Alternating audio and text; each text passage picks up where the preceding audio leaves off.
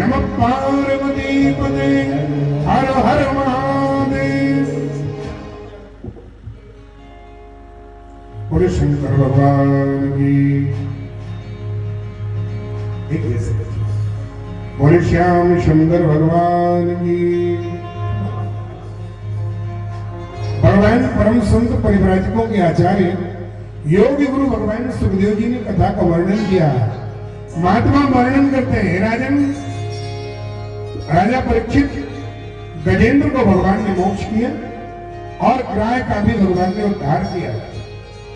गजेंद्र मोक्ष आप ध्यान दें, गजेंद्र का मोक्ष मानव जीवन का मोक्ष है। और जो गज और ग्राह की कथा है वो गृहस्थ आश्रम की कथा है। व्यक्ति का जीवन समस्याओं में उलझ जाता है। उलझे हुए जीवन को सुलझाने के लिए भगवान की कृपा की आवश्यकता पड़ती है। गजेंद्र का डूबना, महात्मा कहते हैं, हे गोविंद राखो शरणागत जीवन वाले। गोविंद अगर कृपा करें तो भगवान उद्धार करते हैं और पार करते हैं।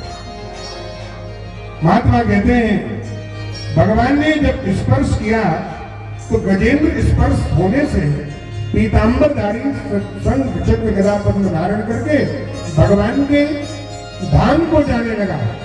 और जो मगर था वो एक गंधर्व के रूप में हू नाम का गंधर्व बन गया।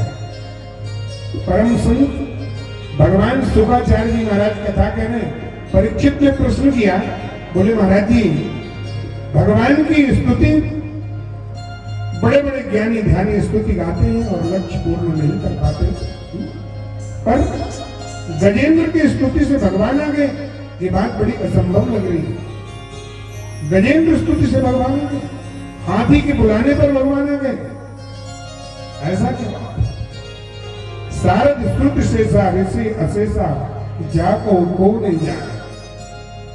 महात्मा कहते हैं, शारदा शेष महेश भगवान की गुणानुवाद को नहीं जानते, पर गजेंद्र के बुलाने पर भगवान आ गए, ये बात बड़ी असंभव लग रही है। परम संत योग गुरु भगवान सुखदेव जी महाराज वर्णन करते हैं, बोले राजन ये जो गजेंद्र था अगले जन्म का एक राजा था, इसका नाम था इंद्रदुम्न इति ख्यातो विष्णु व्रत परायण। इंद्रदुम्न नाम के राजा थे, भगवान विष्णु के बहुत बड़े भक्त थे। गजेंद्र अगले जन्म का इंद्रदुम्न है। एक बार उसने भगवान की आराधना करने के लिए सएकदा राधन काल आत्मवान ग्रहीत मौन व्रत ईश्वरम हरिम जटाधर तापस आत्मतोचितम समर्चयामास कुलाचलाचमा। महात्मा कहते हैं कि गजेंद्र अगले जन्म का एक राजा था। व्रत करने के लिए, भगवान को पक्ष में करने के लिए, देखो सज्जनों, उपवास की व्याख्या है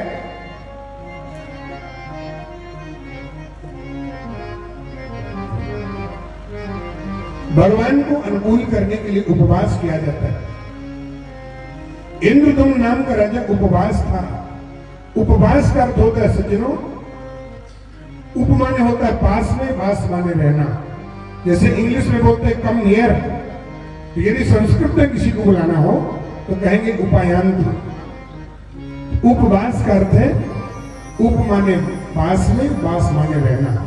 आज मैं उपवास हूं, मतलब आज मैं ज्यादातर भगवान के पास में रहूंगा, रहूंगी, मैं उपवास। यह उपवास की व्याख्या यह है, रोज जैसे आचार विचार नहीं रहेंगे, गुस्सा नहीं करेंगे, किसी को बुरा बोलेंगे नहीं, सबका सम्मान करेंगे, क्रोध ज्यादा करेंगे नहीं। उपवास, आज मेरा वास रहन सहन रोज की अपेक्षा बदला हुआ रहेगा, उसको कहते हैं उपवास। तो प्रेमियों, ये उपवास शब्द की व्याख्या है। इंद्रदुम्न नाम के जो राजा थे उनने उपवास किया, व्रत किया, और एक दुर्वासा नाम के संत उनके घर में पधारे। तो इंद्रदुम्न नाम के जो राजा थे ना, इनने व्रत तो किया और मौन व्रत कर लिया उस दिन, जिस दिन उपवास रखे, तो पानी का और वाणी का दुरुपयोग नहीं करना। उपवास की परिभाषा है पानी ज्यादा ना फेंको और पानी ज्यादा ना बोलो। और लोग जिस दिन व्रत रहते हैं उस दिन ज्यादा गुस्सा करते हैं।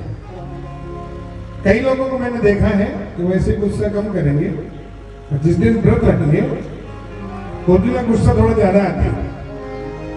जबकि व्रत की परिभाषा है पानी और पानी का दुरुपयोग नहीं करना चाहिए। इंद्रदुम्न नाम के राजा व्रत थे और व्रत में मौन व्रत धारण किए थे।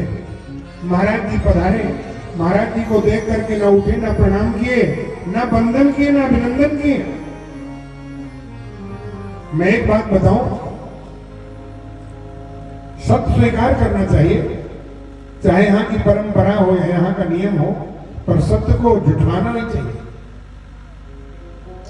परंपरा यह है, भगवान की अगर कथा हो रही है, व्यवहारिकता जीवन में रहती है, न्योते निमंत्रण शादी ब्याह तिलक के न्योते और भी होते हैं लोगों में, पर आधी कथा में उठ करके जाना उचित नहीं माना जाता। बहुत ज्यादा 7 दिन अपना 6 दिन अपना व्यवहार निभाइए, एक दिन भगवान से भी व्यवहार पूरा करना चाहिए। अधूरी कथा छोड़ने का मतलब है जिंदगी में खुशियों को अधूरा करना। ठीक है, आपकी रिश्तेदारी है, आपके व्यवहारी है, सत्य को मैं नहीं बताऊंगा तो व्यास जी नहीं बताएंगे तो कौन बताएगा? आप जानोगे कैसे? इच्छा आपकी, पर अधूरी कथा नहीं छोड़ना चाहिए। ठीक है, माना कि आपके बहुत सारे व्यवहारी है, बहुत सारे रिश्तेदार हैं, बहुत सारा परिवार है, 6 दिन आपके हैं, तो जिस एक दिन आए पूर्ण कथा में श्रवण करना चाहिए। अब हम नातेदारी आज भगवान से नेता निभाएंगे, क्योंकि सारे रिश्तेदार के यहाँ जाओ तो न जाओ तो काम चलेगा, पर भगवान के द्वार जाना ही पड़ेगा, आज नहीं तो कल। तो क्या वो रिश्तेदार नहीं है? और के द्वारे जाइए न जाइए तो द्वारिका नाथ के द्वार पे जाइए, उसके द्वार आज नहीं तो कल जाना ही पड़ेगा। ऐसा रिश्तेदार है कि ना चाहते हुए भी दरवाजे में दस्तक देनी पड़ेगी, तो क्या उससे व्यवहार नहीं होना चाहिए? जिसके द्वार ना चाहते हुए भी जाना पड़ेगा। बोले कृष्ण कन्हैया लाल की जय। चाहे यहाँ की पद्धति हो, नियम हो, परंतु ये नियम बहुत अच्छा नहीं। कथा पूर्ण सुनना चाहिए, सुबह से फिर 3 घंटे 2 घंटे की कथा पूर्ण आनंद लेना चाहिए, और रिश्ते के लिए 6 दिन उनको पूर्ण करना चाहिए। बोले श्याम सुंदर भगवान की जय। महात्मा कहते हैं, सिया राम में सब जग जानी, करूं प्रणाम पानी। आप सब सीताराम जी हैं, तो सीताराम जी को सत्य बताना व्यासपीठ का कर्तव्य। छुपा के ले जाए और आपसे गलतियां होती रहे, तो व्यास जी के नियम में नहीं बताना चाहिए। महात्मा के